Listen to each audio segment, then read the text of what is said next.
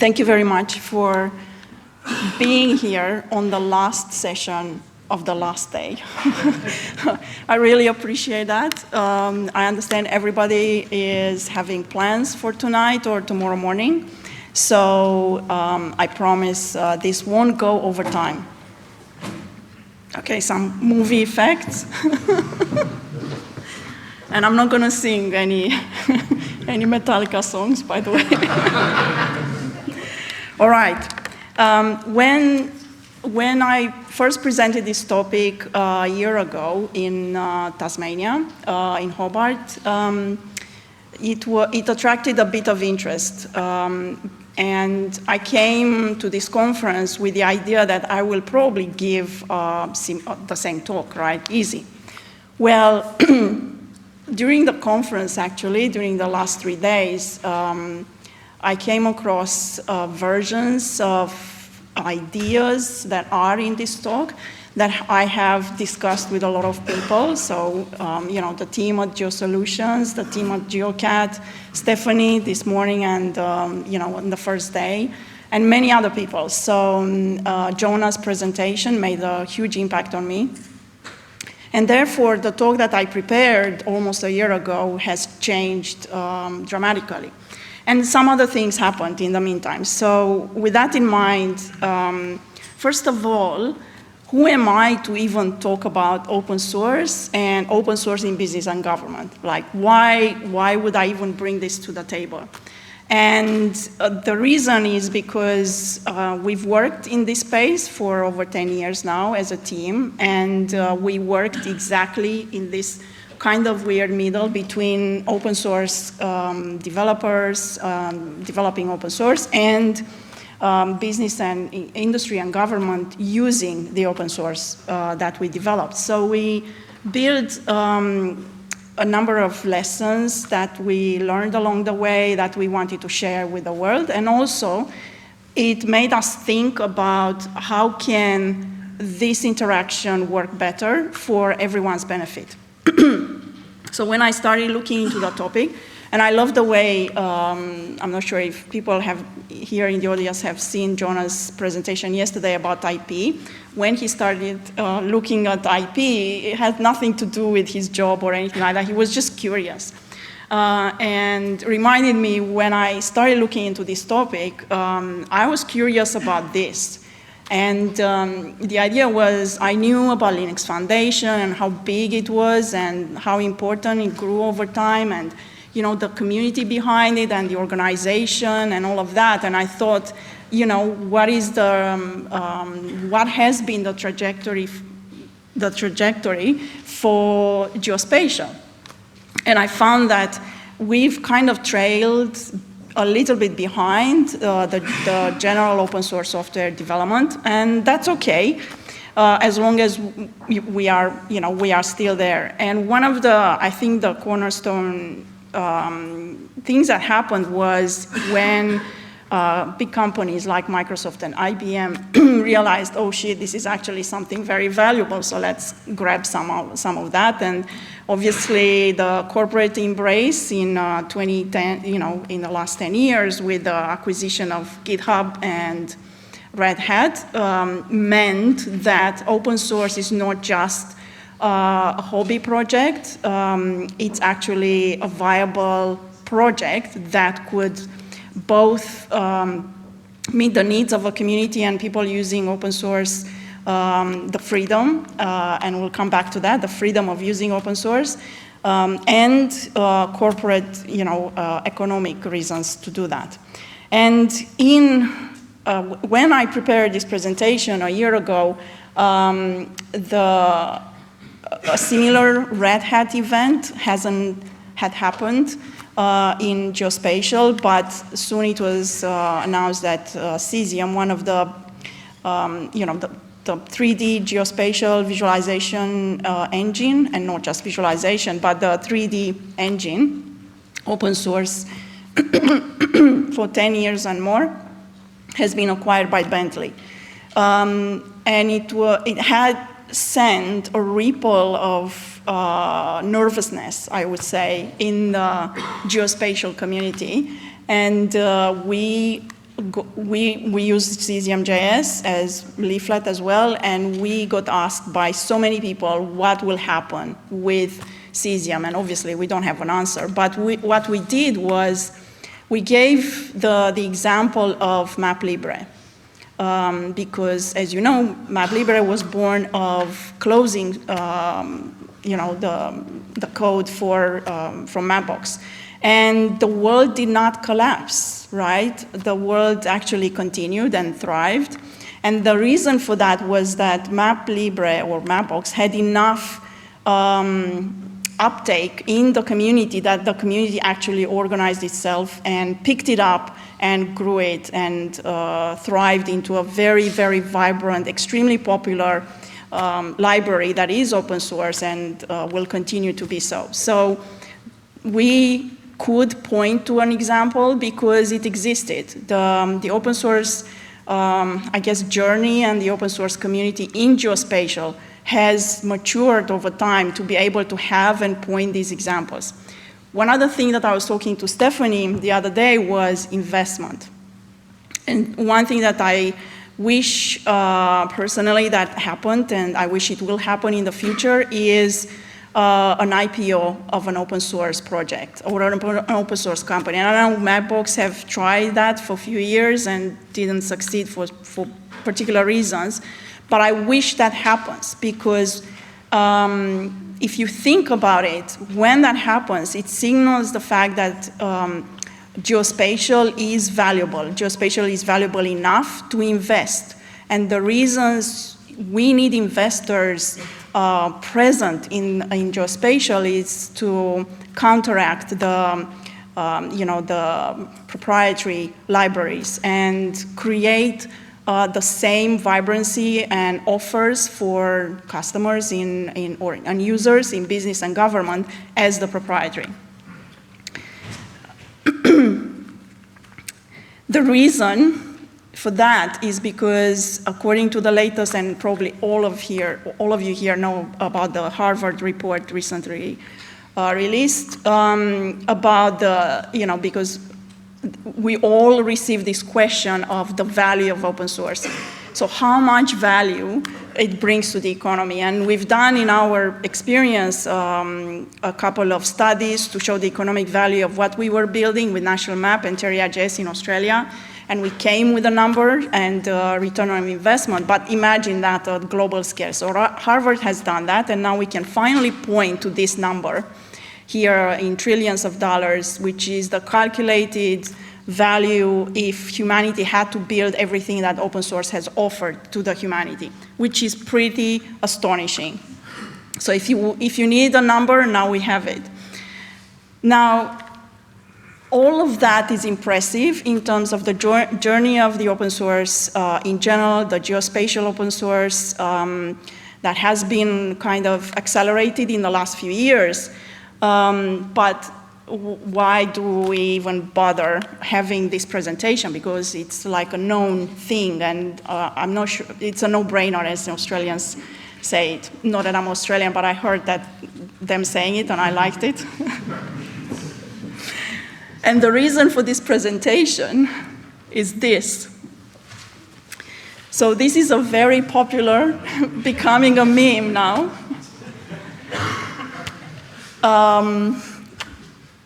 It doesn't matter who it is, but it illustrates perfectly the reason for this presentation and the reason for my advocacy and others in the community of the business or the government.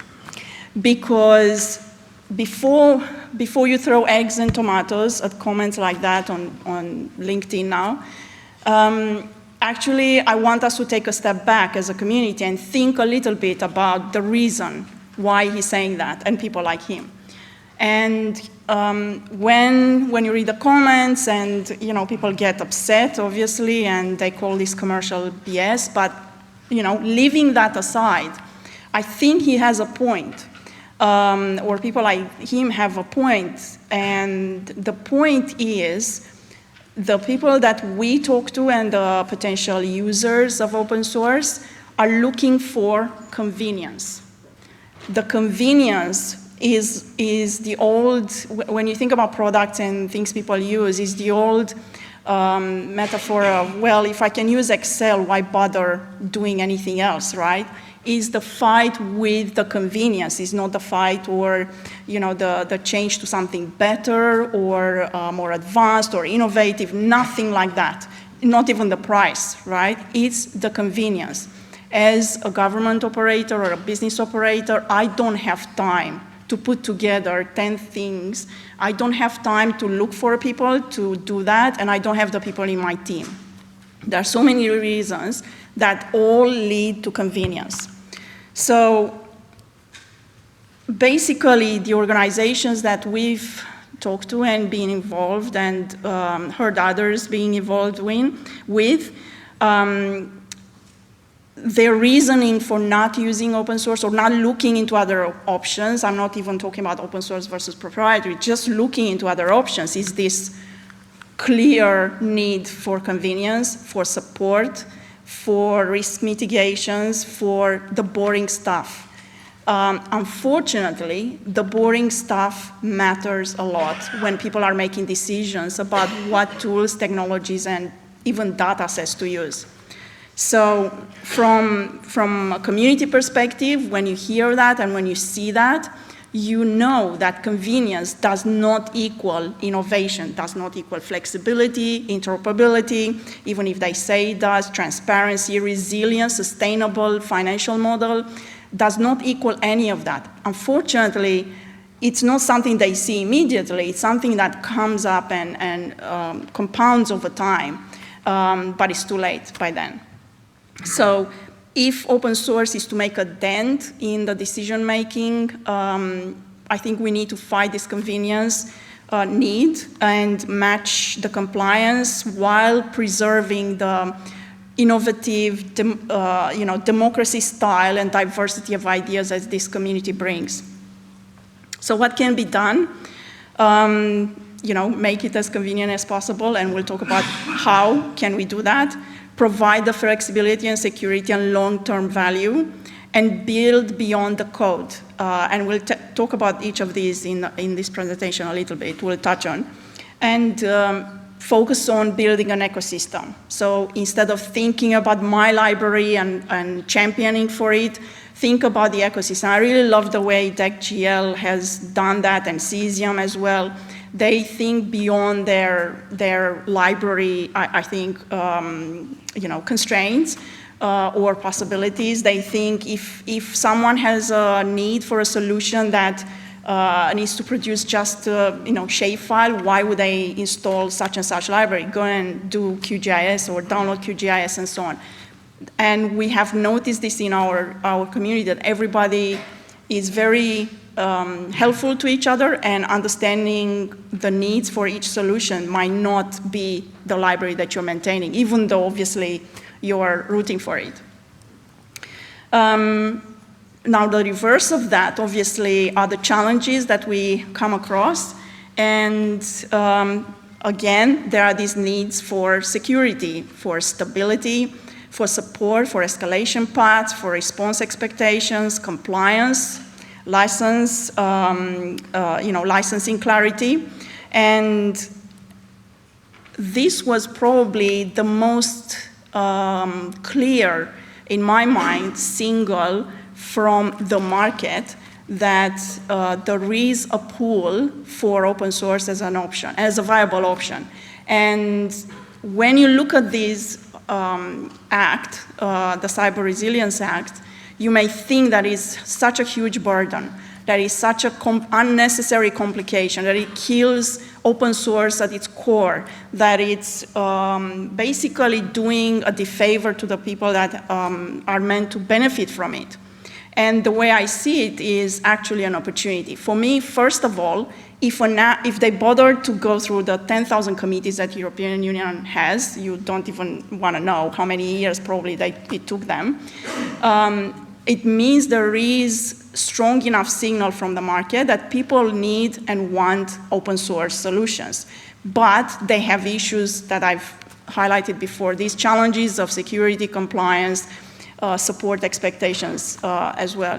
However, they have a complete misunderstanding of where these have to be, where these things have to come from. So obviously the community, and I'm talking about the part of the community of the individual contributors that are doing it at night and volunteering that time because either they love the project or it's just interesting to them, and thinking that all this burden of compliance and security and convenience falls on them is completely mismatched, because obviously it's not in their interest and they're not paid to do that, and that's a huge commitment in terms of work.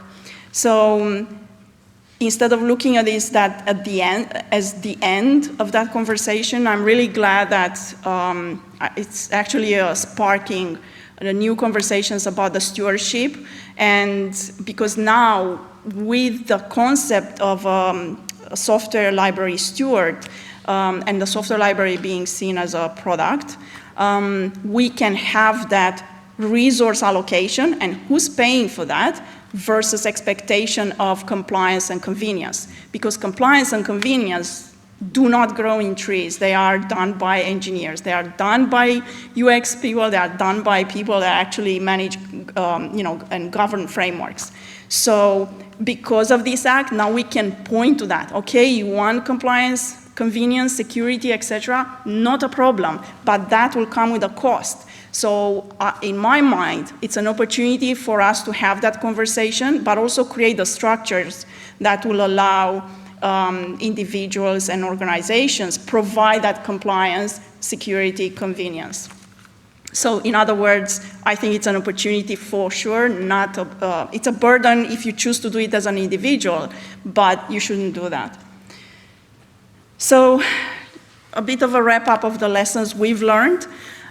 In the organizations we've worked with, champions do exist. There are people in the government organizations and big corporations that do want to have different options at their disposal to be able to apply to different problems. In the cycle of, or if you think about the stages of adoption of a particular technology, the discovery and the build, obviously they are more in tune with the open source principles and the way you run an open source based project. But when it comes to deployment and scaling, that's when they want all those boring things, but absolutely necessary. Again, the holistic implementation thinking beyond the tool by tool, it's something that we've learned that is actually attracting more attention than if I go in a conversation, I just ram on the Terra.js and Cesium. Nobody will believe me that actually that solution is suited to their problem. So we always have this idea that, look, if you want to use 2D data, perfectly fine to use a leaflet just or a MapLibre or a different tool, because then they trust that you provide the most accurate advice. And like I said before, compliance and convenience that are expected now or will be expected come with a cost. When we, in our conversations with our customers, past customers and current, when we advocate for open source, again, we try and not do it as in a very, we champion it, but we want them to basically embrace it because they understand the benefits.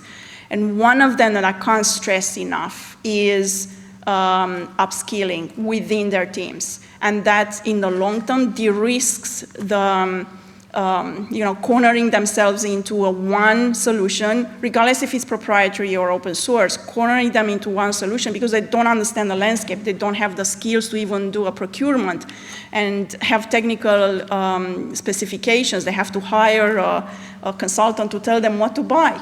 So when you, when you trial different open source tools internally as a team, even if you don't adopt them, it teaches you what you need. It teaches you what the requirements are. It teaches you to get a better price from whoever you buy your technology.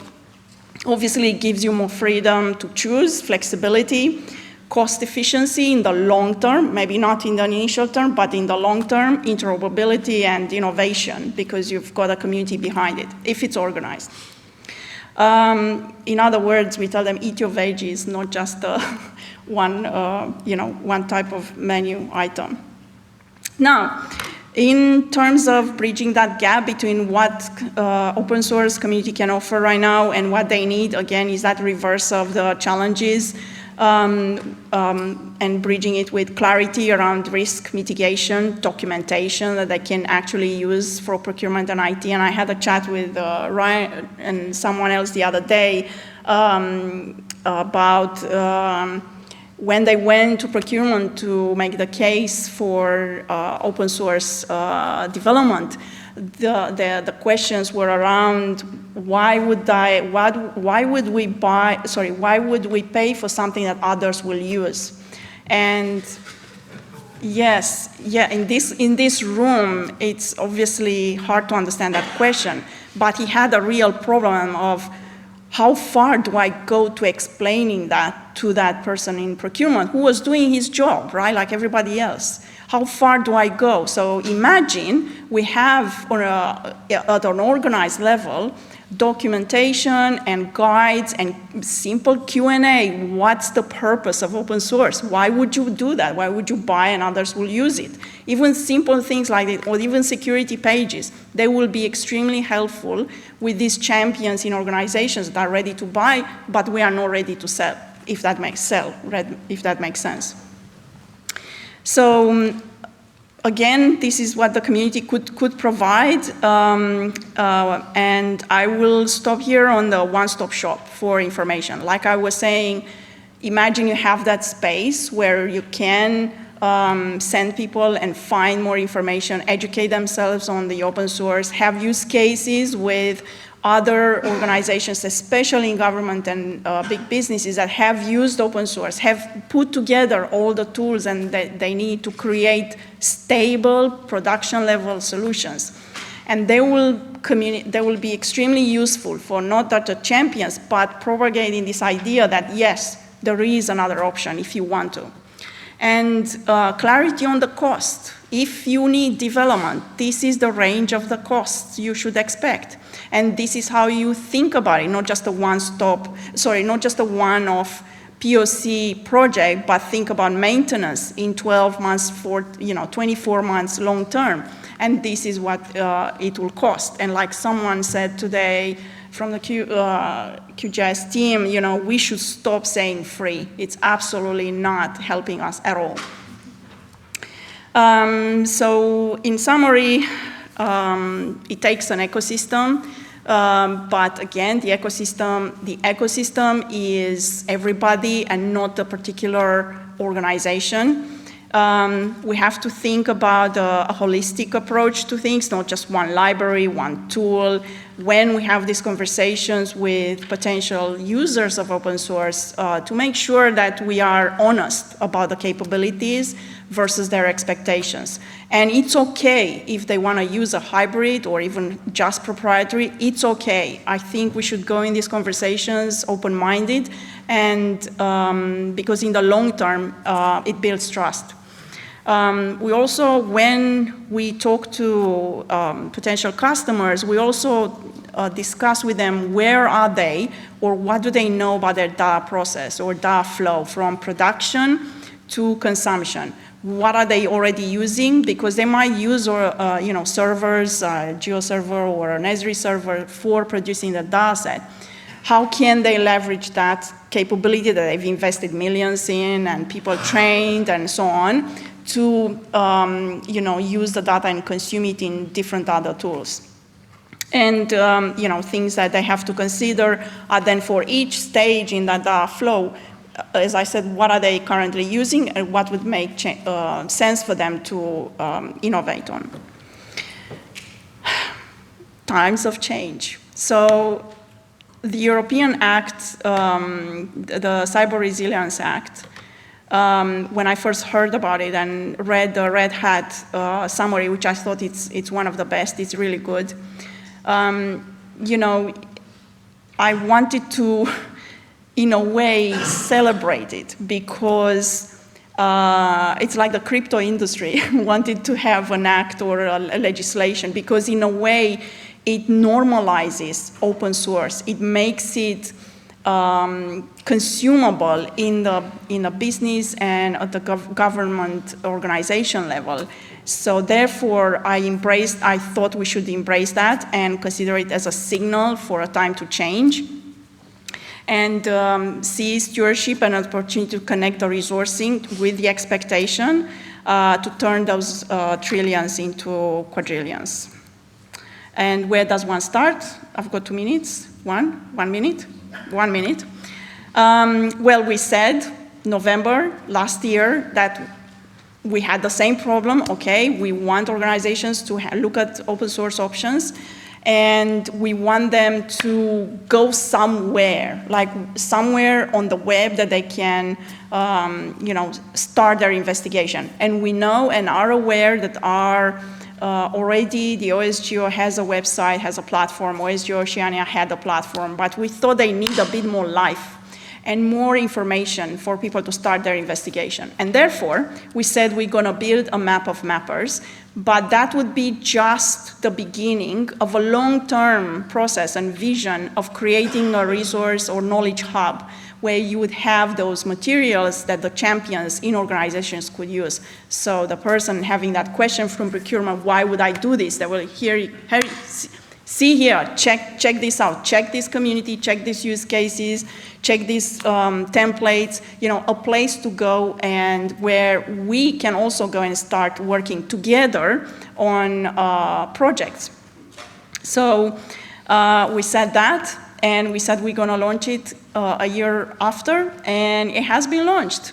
On the first day of the conference, I really, really wanna thank Cartizan and call, Cartizan team here. They've been amazing. It's a company in Australia, and I haven't met them. Go and talk to them. They're an amazing team, and they are the partner for the OSGeo Oceania board to build this platform.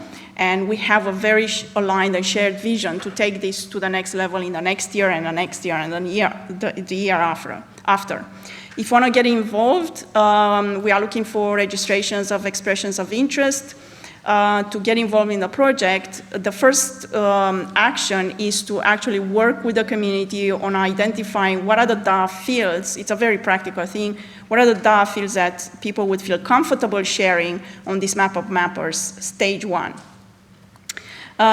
So here's the QR code and the links. And I want to leave this talk with thoughts on what can we do until next year. Every year at FOSS4G to give ourselves a milestone and a thing to do. And one of them is to grow the Mappers project, start collaboration between the OSGeo chapters, and think about approaching the Risk Act, the Cyber Resilience Act as the demonstration of what's to come.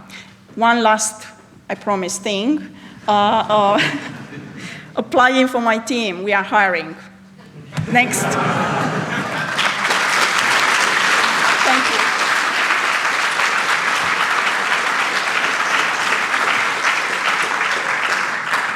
Oh, it's a soap? Soap? No, it's not soap. It's punami, which is one of the green stones, a Maori tradition to put it around your neck. Thank you. And hang myself. Would you be open to having a question?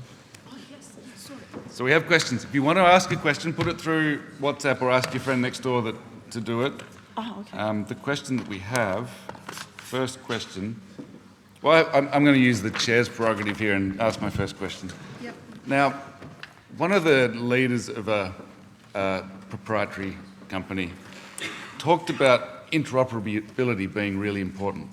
And they don't really walk the walk, they talk the talk. The huge advantage of open source software and open standards and specifications is like interoperability, not interoperability. And I wonder if you've got any thoughts there.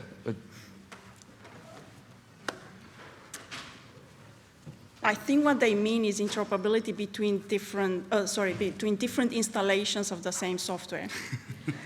with different formats as the same, I guess, framework. We can spin that into a positive and say, Yes. we want to compete on equal with each other because we're kind of open source fanatics, kind of socialists, and so we can I'm not build a on open fanatic. standards, Yes. right? We can build cloud platforms, and we do, and keep them interoperable. Yeah.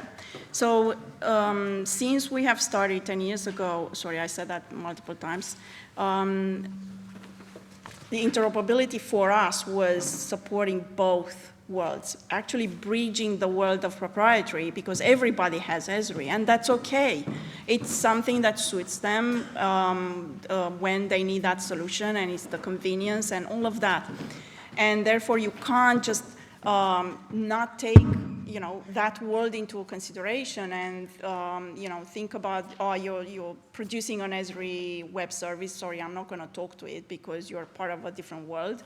No, the idea is to bring those worlds together more and more into systems that are truly interoperable, meaning you bring the proprietary and the open standards together. So that's how we see it. Yeah, love it. One question We are hiring, by the from way. the crowd.